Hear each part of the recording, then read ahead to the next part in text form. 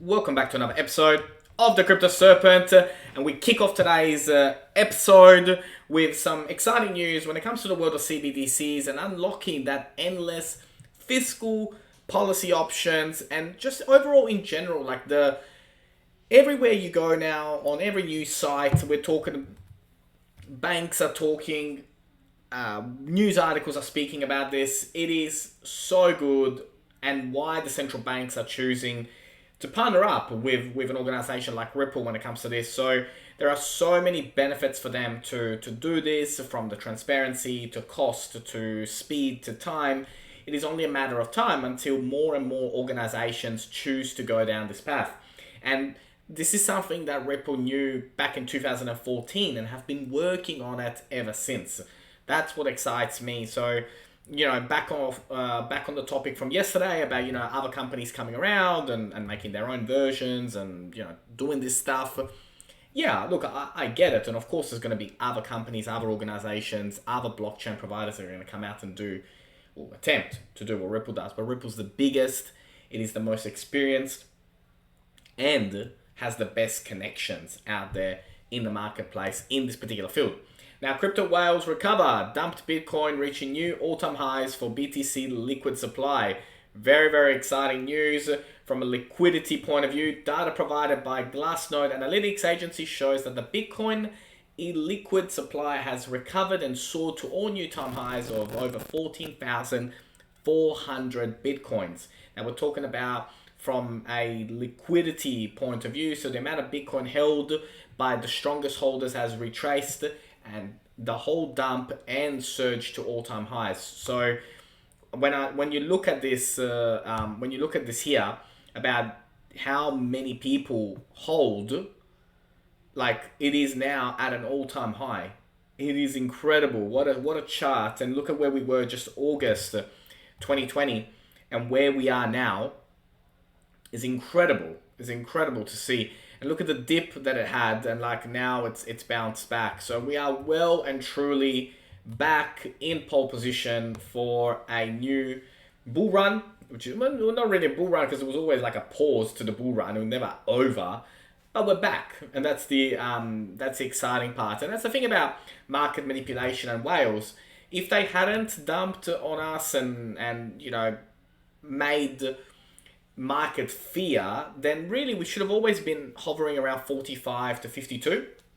But of course, if there's even a slightest opportunity that they can manipulate the market, get more, accumulate more, then of course they're going to take it, and so they did. But technically, 42 to 45 to 52 is where we should have been if there wasn't manipulation, but there was. But hey, we're back, and that's the really, really, really exciting part. And if you look at this, people lie, but numbers don't lie.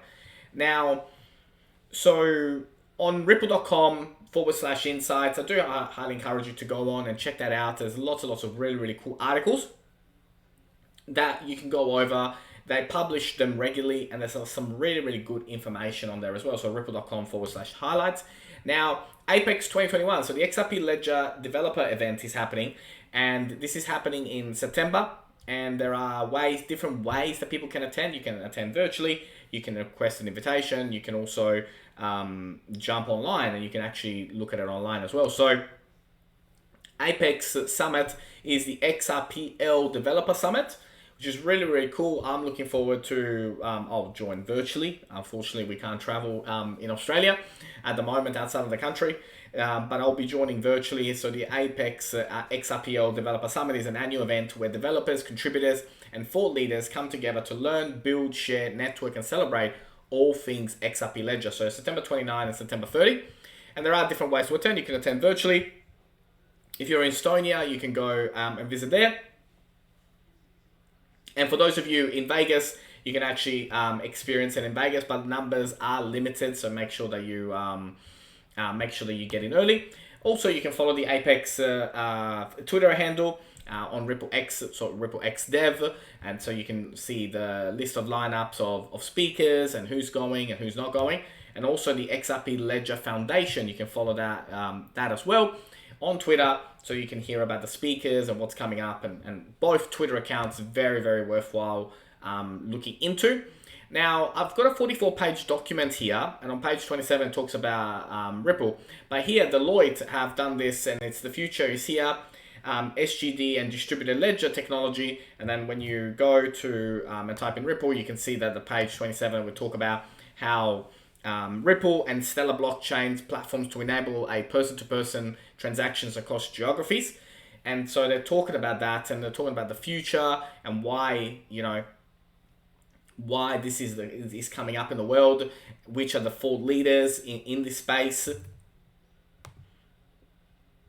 What's really, really exciting at the moment is this particular formation that we're building, and right here, what this looks like, and once we break above 80, it's going to be very, very fun what happens next. So we're patiently waiting for a move up, consolidate above, and then keep pushing forward. But this is getting really, really, really, really exciting. When we look at it from a different angle, we look at the movements, the momentum shift that we've had on the daily, and it's been up, and up. But on the 200,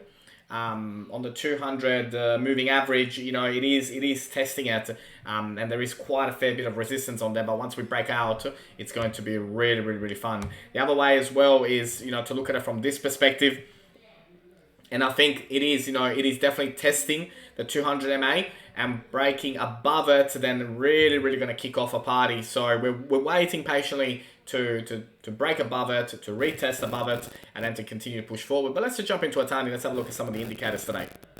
Okay, so as we jump in and have a look on the hourly chart, we can see that we were outside of the Bollinger Band.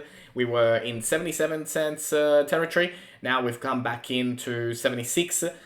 MACD on the bullish, RSI sitting almost overbought, but not quite. When we zoom out and we go daily, we are inside the Bollinger Band, but just inside. We were out for a while, but very, very bullish on both fronts.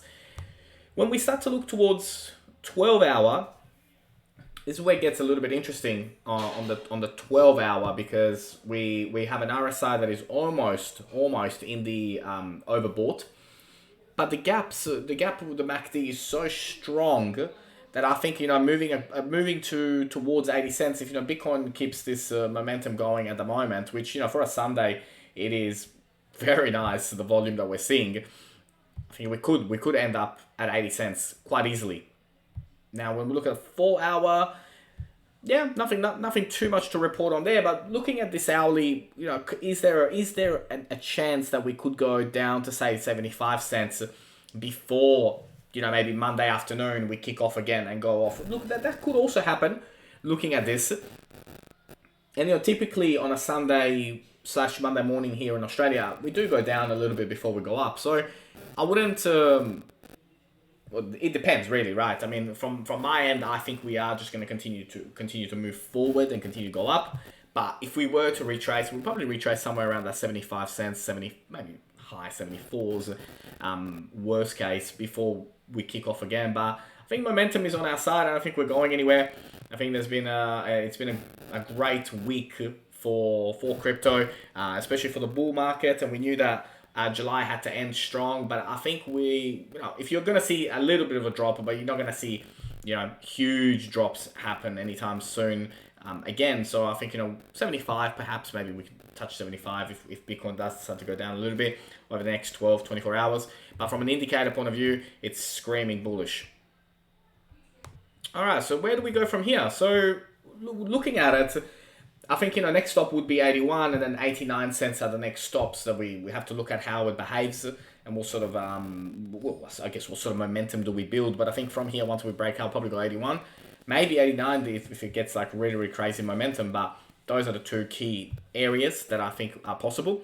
So we're looking for this particular line. So we're looking at that particular red line. We want to break out and go towards it and touch it. And so we will wait and see patiently how it performs. But right now, where we are, we're going to break out of the 70s, go 80, touch above 80, and then continue to move forward. Remember, from an outlook, from a long-term perspective, look, this type of formation, there are two ways that this can go.